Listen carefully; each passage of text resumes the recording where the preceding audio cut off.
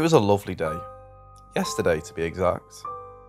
My wife turns to me around 6ish and says, "Hey, I'm craving a McFlurry. Can we go to McDonald's?" Now, mind you, I'm a bit blazed. Not totally stoned, but enough to be relaxed and still sane of mind. I didn't want to go, but with my wife's puppy eyes, I simply couldn't resist. So off we go. A bit of backstory about my car, because it is important. I drive a small green boxcar with somewhere around 7 to 10 stickers on it. Mostly they're video game and anime themed, but I have two that are vitally important to this story. Mrs. and Mrs. and Sorry I Missed Church, I was practicing witchcraft and becoming a lesbian. I'm fairly certain these two stickers are the reason this LNM happened.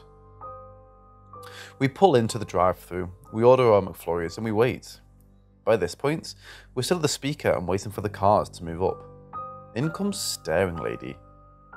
Staring Lady pulls in behind us in her white Nissan Frontier, and I notice her staring at my stickers. I know she is because she leans over her steering wheel to get a better look.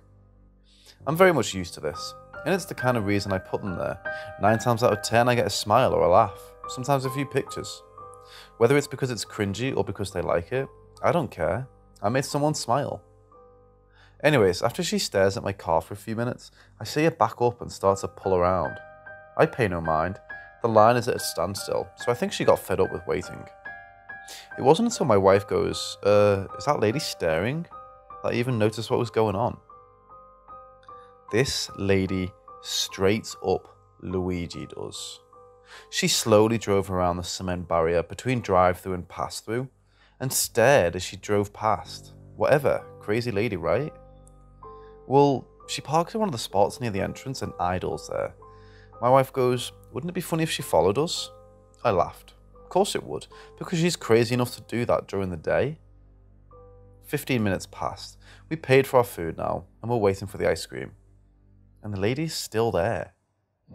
We finally get our ice cream. At this point, she's been idling at that parking spot for nearly 20 minutes. I, trying to reason with the matter, go, well, maybe she ordered her food and forgot, so she just went around and parked. Sure. Wrong again. As soon as I pull out to the drive-thru, she puts her truck in reverse and starts to follow us. Naturally, I start blurting, "Jesus fuck, you've got to be kidding me. No fucking way, no fucking way." As soon as the guy in front of me waiting for traffic to clear moved, I floored it right behind him, and she was right on my tail. I'm panicking. Who does this in broad daylight in front of dozens of people and cameras? So my driving instincts kick in.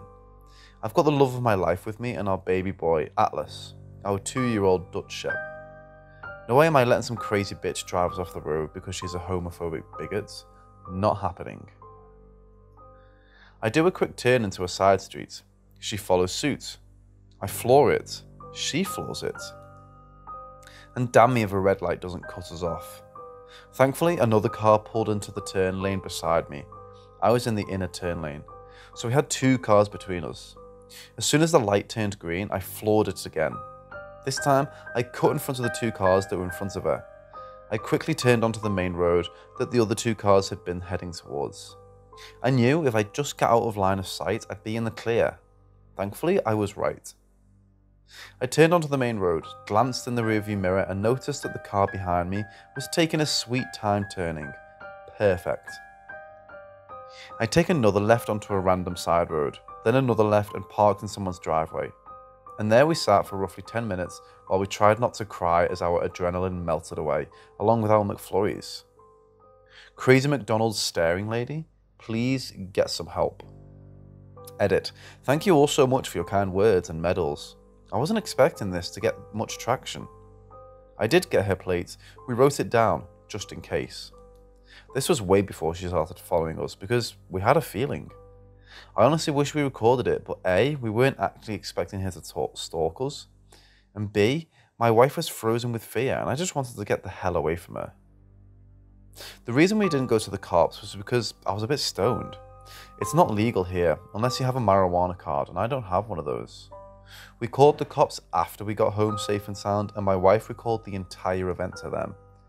They said they'd keep it in mind and left, aka they didn't give a damn.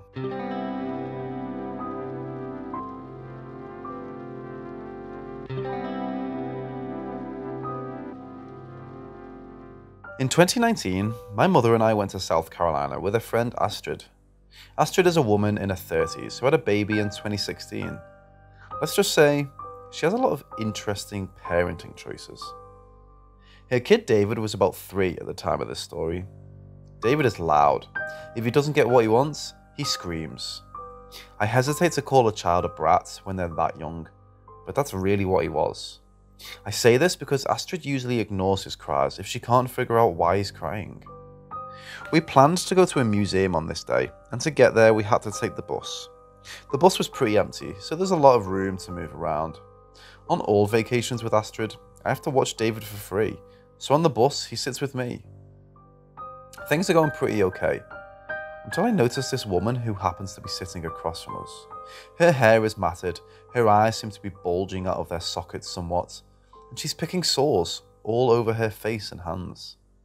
She's muttering to herself and rocking back and forth, and fumbling with something in a bag. I try not to make eye contact with her, but then she shifts her seat. Now she's behind us.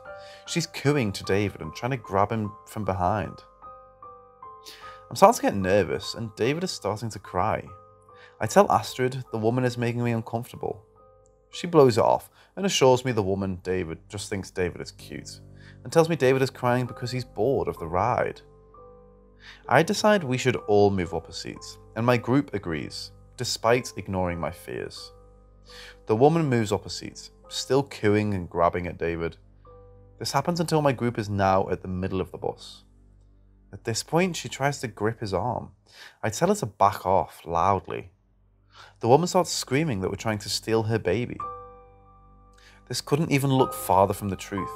David is a ginger with the same eyes as Astrid.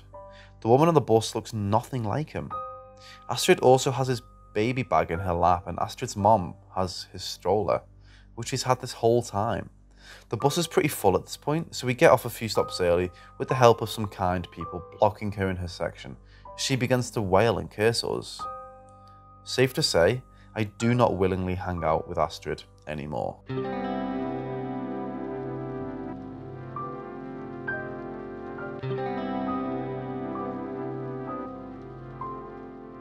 Look, I just work at a department store, basically designed for old people. The youngest person I've ever seen walk into the place was probably in her 40s, and even then, she was shopping for her mom. I don't get paid much, but the job's no stress when it comes down to it. I check out the occasional old person and help them find things. You can imagine my surprise when a group of college kids started coming in on the regular. The first few times, they were just looking around. The next few times, they were pretending. After that, they were staring right at me from a distance. See, even though they were all around my age, I'm not social by any means. Before I worked here, my schedule was constantly free, if you catch my drift. I don't have many friends, and I have even less people who pay attention to me. The one to approach me was a girl. Beach blonde hair, green eyes, with an obviously expensive charm dangling from her neck. I looked at her, growing nervous. "Hi, how can I help you?" "Have you seen this person?" she said as she held up a picture. "What?" "It was of a mannequin. Did I mention I work in a department store?" I assumed these were probably people from a school near me trying to make fun of me. I laughed a bit, and the girl stalked off, anxiously looking back at me. Her and her friends came in the next week. The same girl strolled up to the counter. Her hair, which was obviously regularly professionally bleached, was growing back naturally on her roots. She looked like she hadn't slept since I saw her. "Have you seen this person?" That's a mannequin," I responded uncertainly. "You have to have seen it. I showed it to you." She started growing angry. "What? Look, I don't want it to get me. If you see this thing, you have to tell someone else about it within the week of spotting it, or else it will get you." "Okay." Of course, they were watching me to see if I was a good target for them to annoy. At least, they'd probably stop watching me slack off now. They didn't come back again. I never saw them around the mall again, either. That happened a month ago. You know, your mind is a powerful thing. You don't really remember things until it's painfully obvious you've seen or heard about them somewhere else. It's even harder to connect the dots if the dots you connect make a picture you don't like. I looked at the news yesterday. The woman from the store had gone missing days after our encounter. They found her body in the lake. Today, I came to work like usual. I had to set up some mannequins for a display. I thought nothing of it until tonight. The mannequin I dressed today looked a lot like the picture the girl had shown me a month ago. I heard rustling from outside. It was late at night and my parents weren't going to be home until later. I looked outside. It was the mannequin. She was smiling. I'm sorry. I'm sorry I did this to you. I'm sorry I put this curse on you. I probably don't have enough time left, but if I can maybe get this out of there, she'll come after someone else. My car's too busted to even get out of town. I hope you see her soon. I hope she's happy with my sacrifice. I don't want her to visit me again.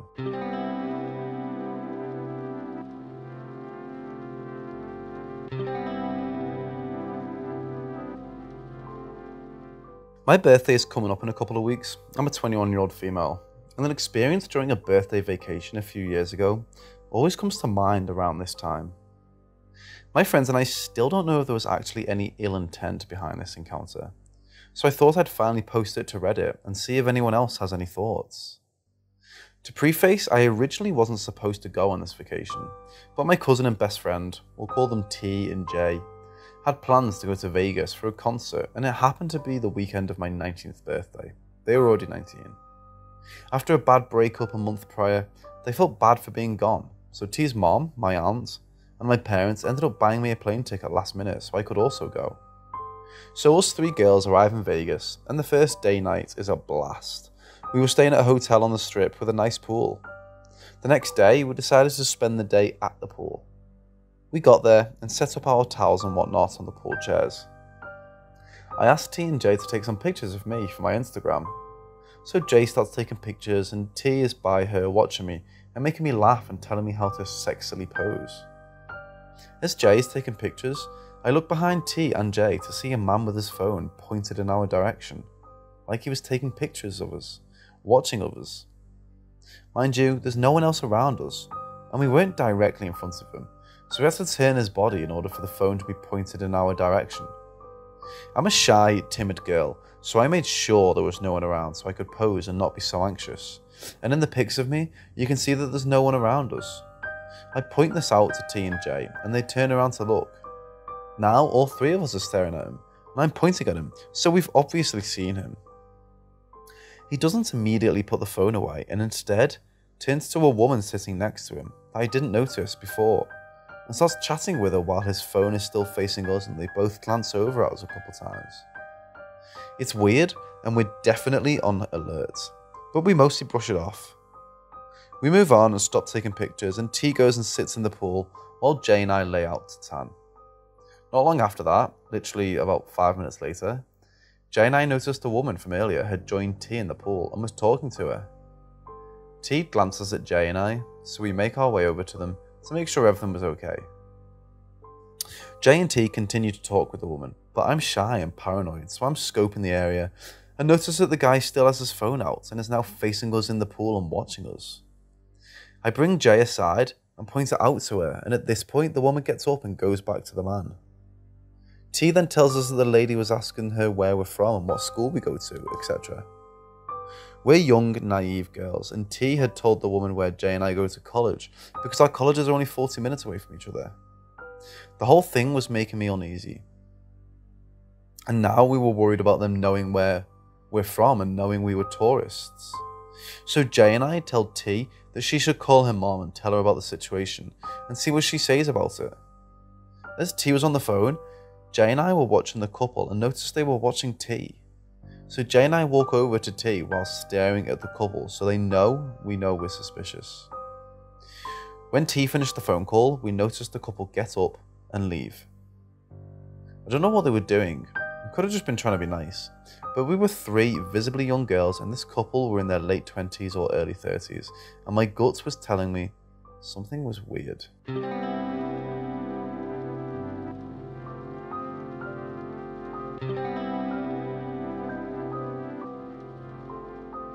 Roughly 2 weeks ago, I chose to do work placements at a pet supply store. The first 2 days were normal and I didn't experience anything unusual, besides a few guys creepily staring at me. The third day, I dealt with a creepy old guy. At the time, I was moving stock, and I saw an older woman approaching me. She asked me where the dog muzzles are located in the store. I apologised because I don't know, and offered to have another employee assist her, but she declined my offer, stating that she can just go look in the harness section, and walks off. A few seconds later, an old man walks in and approaches me and says, "I'm here to buy a muzzle for my wife." At first, I assumed that I misheard him and asked him to repeat himself, which he then again says he's here for a muzzle for his wife. I uncomfortably laugh and begin to rub my lower back, and then walk off. I stroll around the store until I found the muzzles, then go back to find the woman to tell her where they're located and see her, the old man, and one of my employees all petting another customer's dog. I tell the woman where they are, and the man from before smiles and says to his wife, "She said I need a muzzle for you." I stare at him dumbfounded and explain that he said that to me and not the other way round. He, half yelling, claims that I'm accusing him and that he never said any of that, and proceeds to walk past me and hits me a few times on my back. The wife never said anything when this happened. My third and luckily final experience with him was maybe like 10 or so minutes after the last encounter. I'm in one of the dog treat aisles, stocking shelves, and the husband walks in and says, "Why were you blaming for that? I never said that." Whilst laughing, I tell him I wasn't accusing him, and he once again rubs my back and then walks off. I'm 14 years old, and though I look older than I actually am, it's still pretty obvious that I'm a minor. I also suffer from relatively severe anxiety and tend to freeze up in situations like these. I've honestly dealt with too many guys being creepy towards me and hitting on me, a fair amount ignoring the fact that I'm underage. Yet I still don't have the guts to tell them that I'm uncomfortable with what they're doing or saying to me. Also, the manager and a few of my co-workers are aware of this situation, but I haven't really had the guts to talk to my PLP teacher about this incident.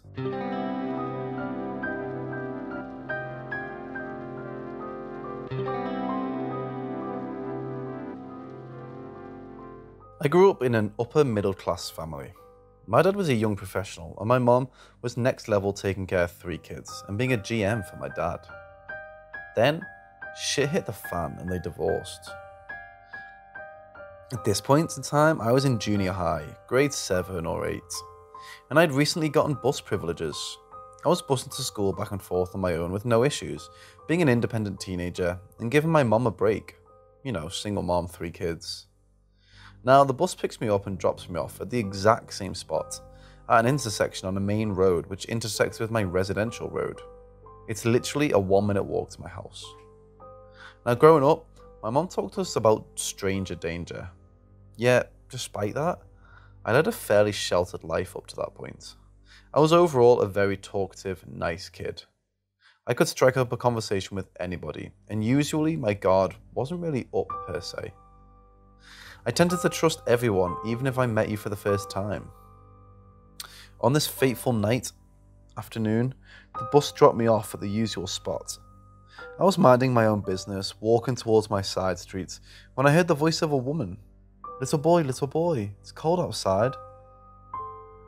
I turned around, and that's when I saw the white cargo van. The woman was practically leaning out of the car. She was dressed rather nice, all black, fairly young, nice big smile. The cargo van doors were completely swung open, and she was leaning out. I strongly believe in a sixth sense, your gut, intuition, whatever you want to call it. My gut was telling me to get home, to walk faster, to create distance. "It's cold outside, let's drive you to your house," she said. It was winter, by the way.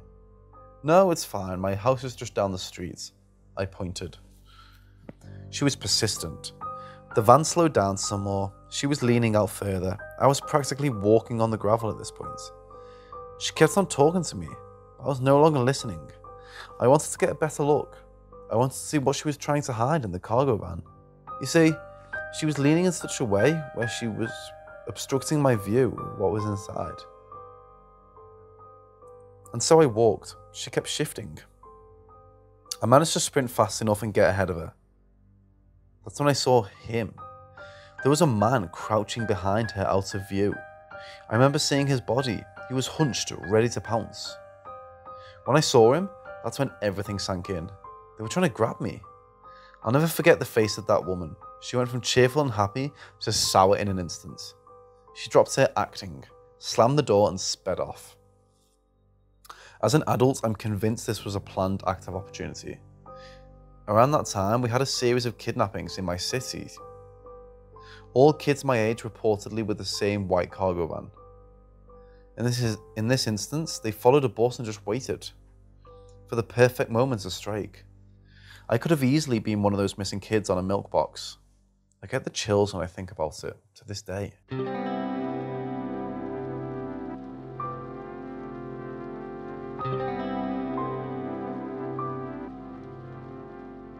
What I'm about to tell you happened about 5 weeks ago. My best friend advised me to come here and tell everything. Until now, I was still too traumatized and I didn't feel ready to share this experience. But now, I think it's the right time to do it. I need to contextualize it first. My name is Maxime, French boy name, and I'm a student in Paris. A few months ago, I moved into a 30 square meter studio on the top floor of a small building in the Paris suburbs. I prefer to be discreet about the exact location. It's a 2-room apartment, very ordinary. There are almost only families living in the building and everything is going well. It's usually a very quiet building on a small street with little traffic, perfect for working in a quiet atmosphere. The location is ideal. In short, it was exactly what I needed. What I'm about to tell you only lasted one night. It happened on Friday evening in April. I finish work at around 9 PM and sit down to watch a series to finish the evening. Everything goes well, and around midnight I go to bed. That night I have insomnia, something I rarely do. Looking back, I still wonder if it was a premonition or just a coincidence. I don't know exactly what time I fell asleep. I woke up at about 2 AM with a strange feeling. Like those nights when you wake up feeling like you haven't slept a wink, when in fact you have. I turn around and see the trees in the park across the street through the window next to my bed. But soon, I realised that I shouldn't be seeing those trees. My shutters should not be open. Little detail which is important. Those are ones with 2 leaves. You fold down the 2 leaves from the inside to close the shutters. I close them every night and at that moment it seems impossible that I forgot to do it the night before. For you, it may just be a detail. But personally, I know there's something wrong. I start to feel hot and sweaty. I get up and walk around the studio. Nothing. I open my window to fold the leaves down and go back to bed. This strange situation sticks in my head and I can't get back to sleep. I try and try, but I can't. It keeps running through my head again and again. After half an hour, I start to doze off, but I wake up immediately after hearing a thud. At this point, I don't know if it's my imagination or if it's real, but I barely have time to ask myself the question when I hear noises again that I quickly identify. They're footsteps. They come from outside of my door. It only lasts a few moments and then the footsteps stop. I know something is wrong. My studio is the only one on the top floor, so it can't be a neighbour. Someone is in the corridor outside my room at 2 AM.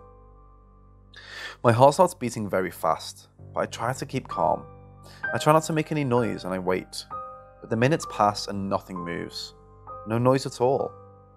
I know that the person is still in the corridor because I would have heard him coming down if he'd left. After 10 minutes or so, the atmosphere is so heavy and the silence so eerie that I decided to get up as quietly as possible. I tiptoe to my door, hoping to see something through the eyelet. But then, I'm only a few centimeters away from the eyelet, there's a knock at the door. I find myself frozen in the doorway, with someone on the other side knocking in a very unusual way. It was as if he was knocking with his fingers one by one, very quietly, after standing still for a few seconds. I gather my courage and look through the eyelets, but I see nothing. There's no light in the corridor. I don't want to make any noise so as not to be spotted. But after a few moments, I hear a laugh. I can tell by the sound that it's the laughter of a fairly young man. It's not a simple giggle, as one might imagine in this situation, but a real laugh bordering on slapstick. As if the man was laughing at me. I could feel all the vice and perversity in that laugh. It stopped after a few seconds, as quickly as it had happened. At that very moment, I am stunned and paralysed. When I regain my senses, I quickly move away from the door, once again trying to be as discreet as possible. I sit silently on a chair to think, calmly. In a split second, I realise the situation and understand what is happening. The man at my door knows I am in the flat. He's the one who opened my shutters from outside. He saw me in my room. I remind you that the studio is on the top floor. By going through the roof, you can access the top of the shutter.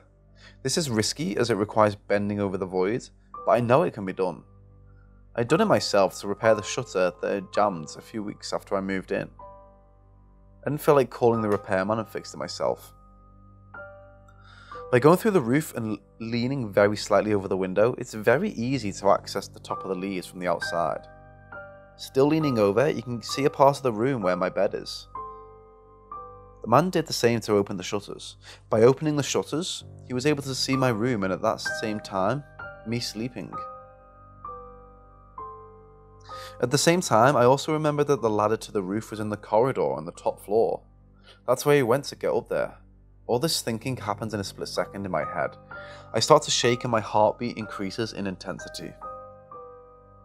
I stop thinking, pick up my phone and rush to the bathroom where I lock myself in to call the police. I explain the situation to the lady on the end of the line and she reassures me that she will send a patrol. She asks me to stay in the toilet and wait for the police. She tells me that she will stay on the line with me until they arrive.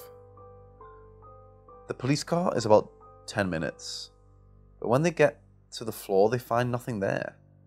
The man must have run off while I was on the phone in my bathroom at the other end of the studio, so I didn't hear anything. On further investigation, the police discovered that the cupola leading to the roof of the building was still open, which did confirm my theory. The policeman told me that for the moment they could do nothing and invited me to come to the police station the next day to file a complaint. It was out of the question for me to end the night in my flat. I called my best friend who lives nearby and went to spend the rest of the night at his place. The next day, I went to file a complaint. An investigation is underway, but the police told me from the start that it would be very difficult to catch the man. It's now been 2 weeks since the incident and I'm slowly recovering from the shock. Many questions are tormenting me. Who was this man? Why did he come to my house and open the shutters? Was it just voyeurism, or did he have other ideas in mind? And above all, what would have I done had I opened the door?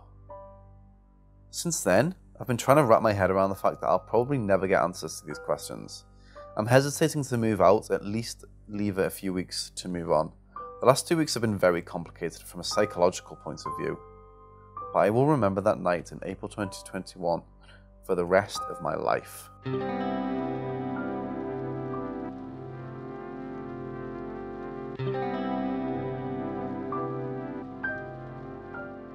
So this takes place around the summer of 2012, if memory serves. Me and my younger friend AD, very much like a younger brother to me, got jobs through his mum's friend, working in the garden section at our local Home Depot. We were total fucking stoners, drug addicts who didn't give a fuck. Fake clocking out for lunch and taking an hour and a half on our lunch break to smoke weed while getting paid still, and avoiding any and all forms of work. I was always trying to talk AD into not being a total piece of shit at work, but we just had too much fun being fucks. Now, our boss and the lady who hired us, Robin, was a really hard worker who really cared about how good the garden section looked, and was always raving about her boss, Cooper. Now, when I say raving, I mean wow. She wanted to have this dude's kids. Like, she was always going on about what a stand-up, great, hard-working and charismatic dude he was. He's just so wonderful. He runs 7 garden centres and Home Depots across 3 different states, and he does such a good job. I just don't even know what we'd do without him. We were just teenagers, but we already sensed something off with how much Robin raved about this dude. Finally, the day comes when me and AD get to meet the regional manager, Cooper. We didn't give a fuck. Beyond finally putting a face to the name Robin had hammered into our heads over the past 2 months. A young, healthy, mid-30s guy walks up to us with a huge smile plastered on his face. I have to admit, before he even walked up to us, there was something different about the guy's energy. As he walks up, we realise he has a pregnant woman accompanying him. What followed was the most strange and ethereal conversation I have had in all of my 19 years of life at that point. "Hey man, I've heard a lot about you. You must be Dropper, right?" "Yeah, and you're Cooper, I assume? Nice to meet you. I've heard a lot about you too." He reaches out to shake my hand and says something similar to AD and shakes his hand. He says something along the lines of, "This is my fiancée. We're expecting in a few months," and gestures to the woman beside him, and she just quietly smiles. Now, when I tell you this guy launched into the weirdest tirade of my life, wow. Dropper, you're an emotional guy, and you're very in touch, aren't you? You probably cry a lot, and that's a good thing.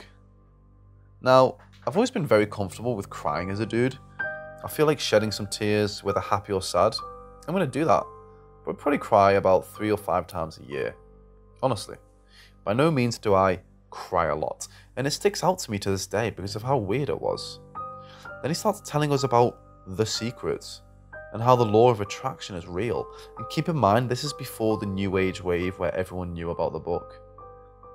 It was actually my first introduction to all of that stuff. This guy had so much charisma. It was honestly unnatural. After finally meeting him, I had a better understanding of why and how Robin was so obsessed with this dude. I came away from that conversation feeling truly exhilarated, and the dude knew how to get into people's heads. Me and AD could feel that from our one encounter. Now, skip to about a month or 2 later, after me and AD inevitably had gotten fired. I woke up to Robin calling me at 9 AM, which was weird considering I didn't work for her anymore. I groggily answer, "Yes, Robin." "Dropper, remember Cooper?" "Yes, Robin." He just strangled his fiancée, raped her dead and pregnant body, then called the cops on himself. I don't even remember how I reacted to the news. All I could think of was the fact that I had shaken hands with a sociopathic murdering rapist not 2 months prior. And the truly strange part, I didn't feel like I was around a dangerous person at all. His energy was all over the place and unorthodox, but sinister? No. Compared to the lady my sister and I walked by in a Steak and Shake at age 9, and I remember looking to her eyes and knowing I had just looked into the eyes of an evil person and or demon. I'll post the news article in the comments. Come to find out, this dude was not engaged to her, and the kid she was pregnant with wasn't even his. Crazy fucking people, man. Wild. I never felt in danger, but in hindsight, I think this is a pretty creepy encounter.